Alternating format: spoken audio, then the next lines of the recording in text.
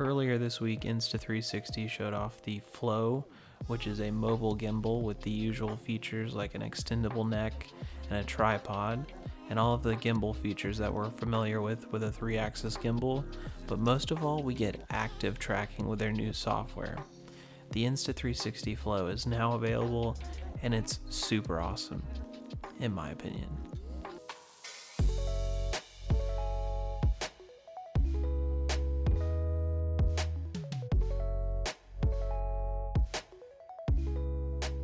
So the purpose of this video is to show you some of the things that I liked, some things that I didn't, and then generally just some lifestyle clips of using it. That way you kind of see what it is to use this kind of in the wild and see if it works for your workflow, if it's something that you might be interested in.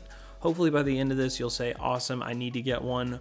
If not though, and you decide that it's not for you, I would love to know in a comment what you think and kind of what your pros and cons are compared to mine. So don't forget that part. I'll make sure to mention it at the end as well, but still, let me know what you think. But for now, let's talk about hardware first. So as far as hardware goes, it's pretty simple. You get the gimbal itself, and then you get the phone clip to the back of your phone. The phone clip is very simple. It's just like a tensioner kind of attachment.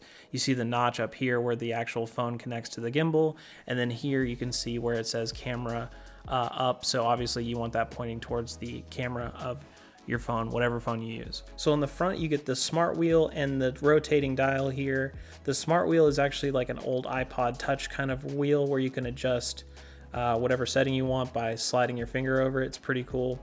You obviously get your record, your power, and then flip rotation if you want to do vertical versus horizontal. And then on the back, you get this Wiimote style trigger to allow for adjustments if you want to change front camera or back camera. And that's pretty much everything that it has to do with the hardware side of things, other than, like I said, the telescoping neck and the tripod on the bottom.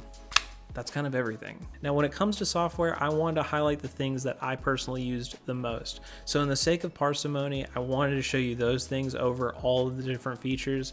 Insta360 has a YouTube channel. They have their own website. Plenty of other people have made great videos on all of the different features. But for me, and in this video, I wanted to highlight the things that I found stood out the most. So keep that in mind.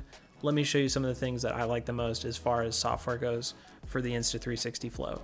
Now, the first thing that I think was the coolest feature was subject selection.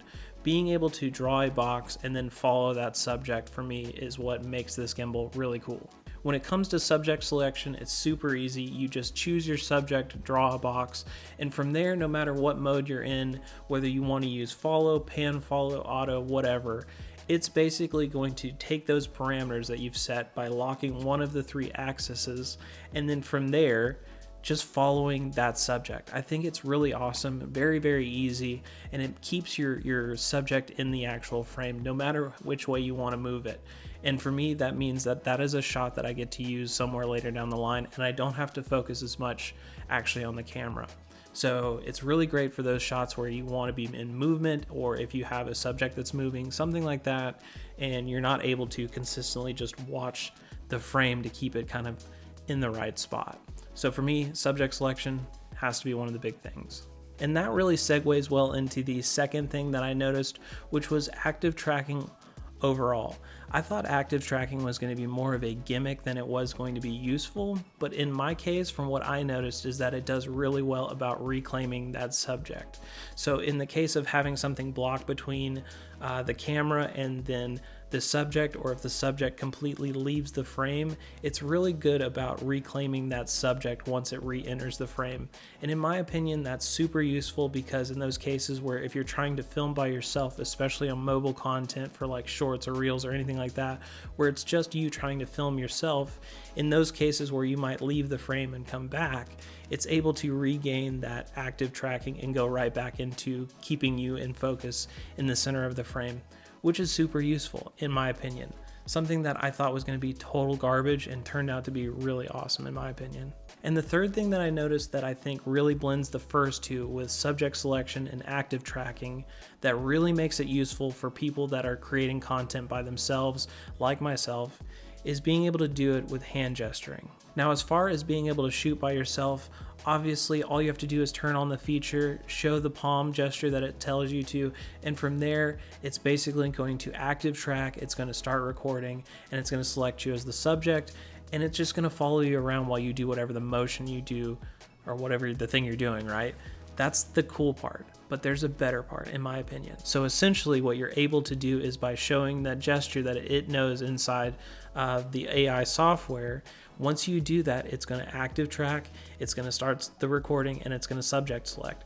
However, you're now able to do that without seeing the actual screen, which means you can use the back-facing cameras, the telephoto, the wide, and the traditional 50 or whatever it is, the high megapixel one. So all of those things you can now do without being able to, or without having to actually touch the front of the phone. So you can set it up somewhere and do the gesture, and then from there use all of the better cameras that are on the back of the phone. And in my opinion, that really makes this gimbal probably one of the best ones on the market right now, simply because you're able to use the back facing cameras, it's able to track you, it's able to do all of the different motions, but with the back facing cameras. And in my opinion, that really makes it for anyone that's making content by themselves. Now, as far as drawbacks, no system is perfect, and I have two things that I would like to put in here that I think are really kind of drawbacks that I would like to see them kind of hone in on or fix or adjust in future updates if we're going to get firmware or anything like that. The first thing is all the functions that you can kind of forget about because there are so many different ones and so many different gestures and functions, features, buttons, all that kind of stuff. So it can be really hard to remember what they all do. It would be kind of cool, in my opinion, to have like a cheat sheet or something inside the app for what all the different things do or something like that, because you can definitely like feel overwhelmed and you'll end up just using a couple of things that you remember versus all the different features, because you have to hit this thing twice or you have to push this button and then hold it or whatever the thing is. It's hard to remember them all. And then the second thing that I want is all of the features, or at least cinematic mode, inside the Insta360 app, because even though you can use the native app, obviously because it's just a gimbal, there are things with the active tracking and the subject selection that I think would be really good and pair really well with the Insta360 app. So I think those two probably are my two biggest gripes when it comes to this system. But in all fairness, I had to mention them because I can't just tell you that it's awesome. I need to make sure that I point out a couple of things that I wish it had differently that maybe it doesn't now, but we might get in a firmware or something. So those are the two things that I really would like to highlight, I guess, just in fairness. So hopefully you've liked this video about the Insta360 Flow over here. Let me know what you're thinking about. If you want to pick one up, like I said, I have a link down below, but definitely while you're down there, check out my links for Instagram, TikTok, and Twitter. So make sure to hit me up on all of those. And for now, I'm going to say peace out, and I'm going to see you guys in the next one.